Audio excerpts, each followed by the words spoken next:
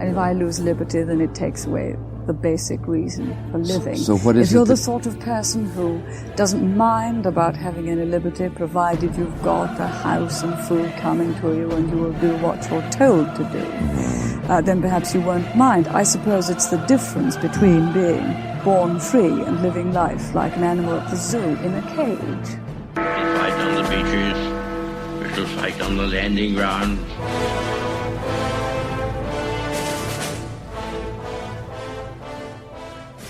Thank you for joining us. You are listening to A Radio, and this is The Morning Moment. We're on weekdays, 11:45 Eastern. Follow us on Spreaker.com and click on the like button. This piece is entitled A Secret Plan to Confiscate Guns, hidden within a government bill on minor gun control. What they claim to be minor gun control. I have two pieces here today. One independent, one I'll leave you to decide about. And then I have an audio clip. Here's the first piece. It's from the postmillennial.com. Links, as always, will be on my site. Answering for the PM was Border Security and Organised Crime Reduction Minister Bill Blair, who did not deny Clement's claim. Our government remains absolutely committed to taking all measures that are effective in keeping Canadians safe. There is no greater responsibility for any order of government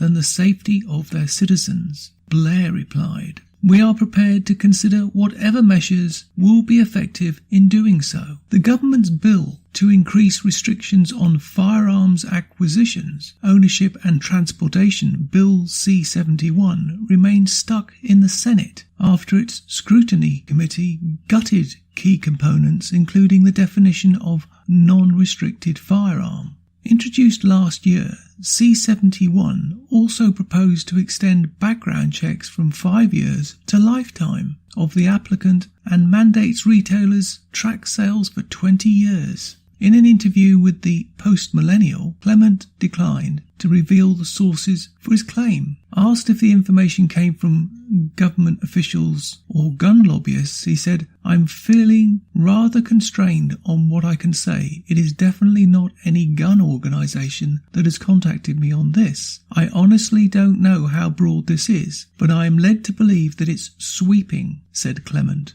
Apart from where you stand on restricting guns, the way they're going about doing this is not through legislation, preventing parliamentarians from having a meaningful discussion on it. That's certainly something I object to. The Women Deliver 29 Global Conference will be held June 3rd to June 6th in Vancouver, British Columbia, and is promising over 6,000 world leaders, influencers, advocates, academics, activists and journalists from 150 countries. The Prime Minister's wife, Sophie Trudeau, is among the conference dignitaries that also include the New Zealand Prime Minister, Jacinda Ardern, I think her name is. After 50 people were massacred in shootings at 2 Christchurch mosques in March, Ardern banned all semi-automatic weapons in the country. 6 days ago, the death toll climbed to 51 after a victim died in hospital.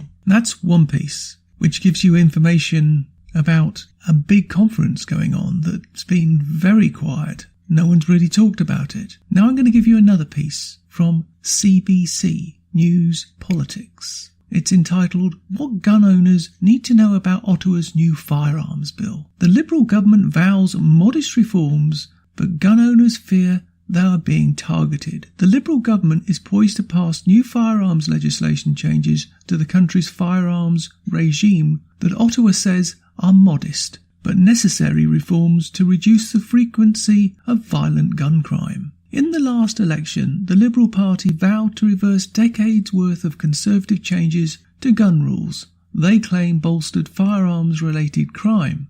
Bill C-71, introduced by Public Safety Minister Ralph Goodale, fulfills the commitment through an overhaul of the background check system, new record-keeping requirements for retailers and further restrictions on the transporting of firearms. The provisions in C-71 are modest and reasonable, and they do not entail a significant new cost, Goodale said of the legislation. which is at the third reading in the House of Commons. Bill C-71 is an important piece of legislation in the support of public safety and the ability of law enforcement to investigate gun crimes, while at the same time being reasonable and respectful towards law-abiding firearms owners and businesses. The Conservatives have railed against this bill, claiming it will impose onerous regulations on lawful gun owners while doing little to crack down on gang-related crime, largely carried out with illegal firearms sourced from the US, and at least 86,000 Canadians agree with that, and the bill should be killed, and that's having signed one of the largest e-petitions in Parliament's history. The Liberal government, meanwhile, say the troubling spike in gun crime demands some sort of legislative response. Here's a look at the changes C-71 would bring about. Enhanced background checks. The chief firearms officer in each province conducts background checks on anyone applying for a possession or an acquisition. That's what an acronym they call PAL. Something all firearms owners must have before they can legally purchase a firearm in Canada. Under the proposed legislation, police would examine a person's entire life history for potential red flags. Under the current standard, they only assess an applicant's previous 5 years. This review is designed to weed out people who shouldn't have guns, those with violent criminal past, for example, or history of spousal abuse. Critics say the 5-year limitation is too arbitrary, allowing people who might be considered undesirable for PAL to simply run out the clock. There's a couple of bullet points here. Tories slam backdoor gun registry. E-petition collects tens of thousands of signatures. And the other bullet point, as Liberals contemplate handgun ban and an urban-rural caucus divide emerges. Piece continues. Gun right advocates, however, worry the background checks could become too invasive and extensive, resulting in many more prospective gun owners being disqualified. What a surprise. By making the required background check basically limitless, a new applicant with a 10-year-old prescription for antidepressants may be put under additional scrutiny or simply turned away. Caliber, a firearm magazine, recently lamented in the article titled Bill C-71, A Wolf in Sheep's Clothing. Following an amendment at the Public Safety Committee, the Chief Firearms Officer also would be able, under the new legislation, to review a person's online history before granting a license. Mandatory record keeping. While the opposition Conservatives have said they accept some changes to background check system, they are much opposed to the Liberal government's plan to force retailers to keep records of firearms sales and inventories. Gun rights advocates maintain these logbooks, which retailers would have to maintain for 20 years, are akin to a revived long gun registry, which the former Conservative government dismantled. Gun owners complained about registering their non-restricted firearms like shotguns, claiming the process was too onerous and the registry was ineffective in stopping gun crime. Many of the country's police services thought otherwise. In brackets, restricted and prohibited firearms like handguns must still be registered. Under Bill C-71, a business must record dates, references and license numbers and the firearm's make, model and type, and serial number. Information Ottawa said it believes this will help police trace guns used in crimes. So there you heard two reports. One from somebody who got the information first hand from the guy complaining, another one from the government-controlled CBC. Now I'm going to play you the actual audio. Authority that the Prime Minister has a secret plan to ban legal firearms. Apparently this plan is to be executed by cabinet directive with no debate in Parliament. Shame. The Prime Minister plans to announce this gun ban at the Women Deliver conference held in early June in Vancouver, where New Zealand Prime Minister Ardern will also attend. Can the Prime Minister confirm or deny this zero accountability secret plan? Wow, shame. Honourable Minister of Border Security. Thank you very much, Mr. Speaker. I just want to assure this House that our government remains absolutely committed to taking all the measures that are effective in keeping Canadians safe. And as I believe every member of this House will agree, there is no greater responsibility for any order of government than this. Now you've heard that voice, you've heard those comments, you've heard the government minister replying to that question. Is there any doubt how dangerous Trudeau and the Liberal Communists are in Canada? To paraphrase somebody who once said something like this: to control a nation, you must first disarm the nation. To impose your will on a nation, you must be able to impose your will on a nation. Now, as of this time, I cannot find any response on Twitter, Facebook, YouTube, or any other social media, or even the official opposition party's website. Now, that maybe I just can't find it. Maybe there is something there. Maybe social media is, shall we say, hiding it.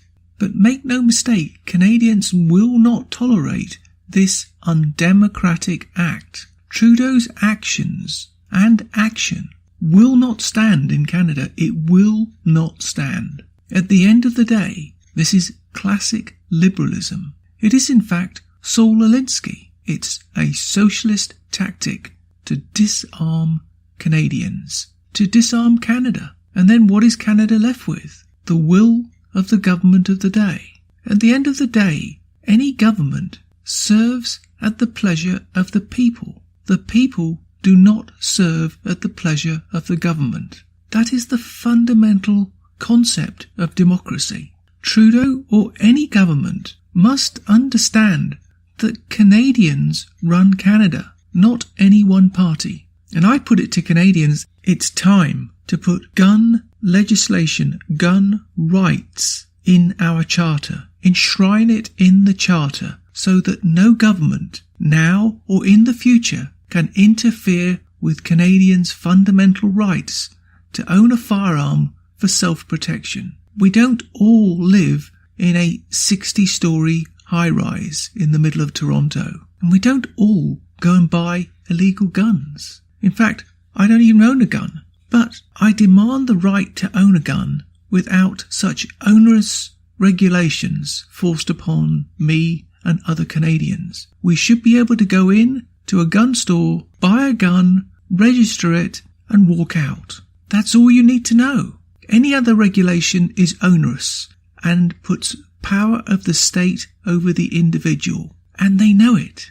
And they know it. You can find more at aradio.wordpress.com, where you can find links to us on Twitter, Facebook, Instagram, iTunes, iHeartRadio, Gab and email. We're also on Spotify. Just go to the podcast section and type Canadian Politics with a twist and you'll find us. We are continuing to reach out to you, so please pass on these links. Please click on the follow button on Spreaker.com. You can listen to all our morning moments at Spreaker.com under A Radio.